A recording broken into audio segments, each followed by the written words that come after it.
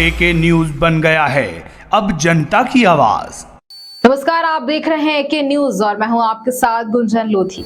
मध्य प्रदेश के बालाघाट में मतगणना से पहले स्ट्रांग रूम में डाक मतपत्रों की पेटी खोलने के मामले पर सियासत गर्मा गई है। राजनीतिक पार्टियों की बयानबाजी भी शुरू हो गई है। ARO हिम्मत सिंह को सस्पेंड कर दिया गया है। वहीं कलेक्टर गिरीश कुमार मिश्रा ने मुख्य निर्वाचन पदाधिकारी को इस मामले में अपनी रिपोर्ट सौंप दी है। कांग्रेस इस मामले में हमलावर बनी हुई है और बालाघाट कलेक्टर को हटाने की मांग की है। कोई सूचना होती है क्या? इतना गंभीर मामले को आप ऐसा कीजिए, हम लोग भी कल ट्रेनिंग लेके आए भोपाल से।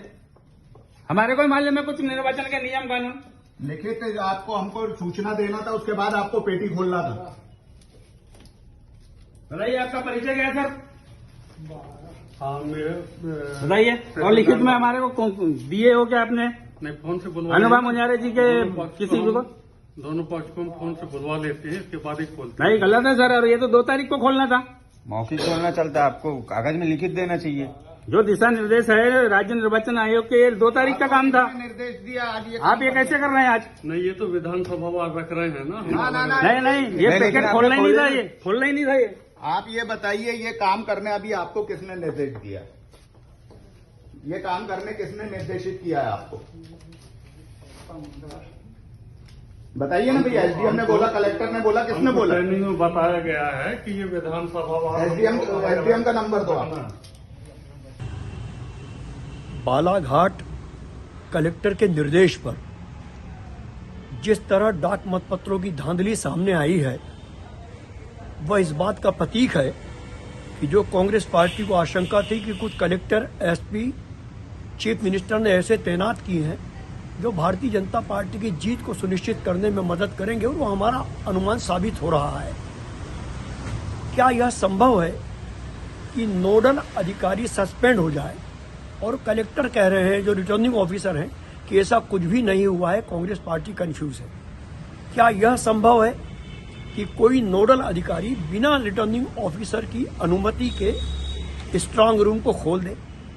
क्या यह संभव है कि जब मुख्य निर्वाचन पदाधिकारी ने 3 दिसंबर को स्ट्रांग रूम खोलने के निर्देश देकर यह कहा था, सार्वजनिक तौर पर यह अखबारों में साया हुआ है, कि 8 बजे सुबह 3 तारीख को डाक मतपत्रों की गणना होगी, तो अब मुख्य निर्वाचन पदाधिकारी बताएं कि क्या उनके निर्देश पर बालाघाट कलेक्टर ने स्ट्रांग रूम खुलवाया?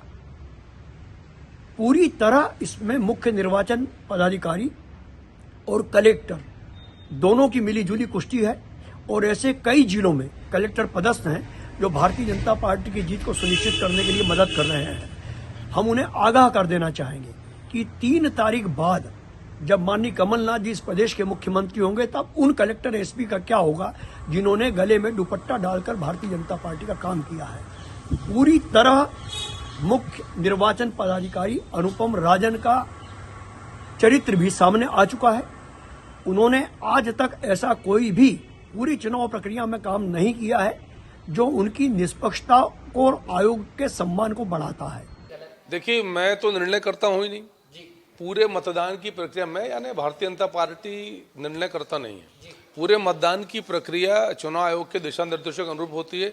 हर चीज के विधिवत नियम, कायदे, प्रक्रिया है, और यदि इस विषय में किसी प्रक्रिया का पालन नहीं किया गया, कोई प्रक्रियागत त्रुटि है, तो उस पर चुनाव आयोग कार्रवाई करेगा। भारतीय जनता पार्टी का इससे क्या लेना देना? हम तो फिर आग्रह कर रहे हैं कि यदि कहीं किसी प्रकार की गड़बड़ी है तो उस पर कार्रवाई करना चाहिए। कार्रवाई कौन करेगा? चुनाव आयोग करेगा। पर कांग्रेस के यदि मित्र कह रहे हैं कि भ्रम था और संतुष्ट, तो कांग्रेस को सोचना चाहिए। कांग्रेस तो चुनाव आयोग पे ही आरोप लगाती है। देखिए कांग्रेस का तो काम है। कांग्रेस मूल विषय सिर्फ यह है कि कांग्रेस पार्टी अपने नेताओं के, गांधी परिवार के चेहरे बचाने की कोशिश कर रही है। हारने के बाद कमलनाथ, दिग्विजय सिंह जी को कौन से बहाने मिलेंगे? तो ये बहाने ढूंढेंगे। दिग्विजय सिंह जी ईवीएम की बात कर रहे थे कुछ दिन पहले। कमलनाथ जी 17 तारीख को मतदान था, उस दिन मतगणना करके मध्य प्रदेश के अधिकारी कर्मचारियों को कोस रहे थे। अब एक नया विषय लेकर आए। तो पूरी की पूरी जो प्रक्रिया है, पूरी जो कसरत कांग्रेस कर रही है, वो 3 दिसंबर को होने वाली हार से गांधी परिवार को बचाने के लिए, अपने नेताओं को बचाने के लिए कर रही है। फिलहाल इस खबर में इतना ही। बन रही एके न्यूज पर। नमस्कार।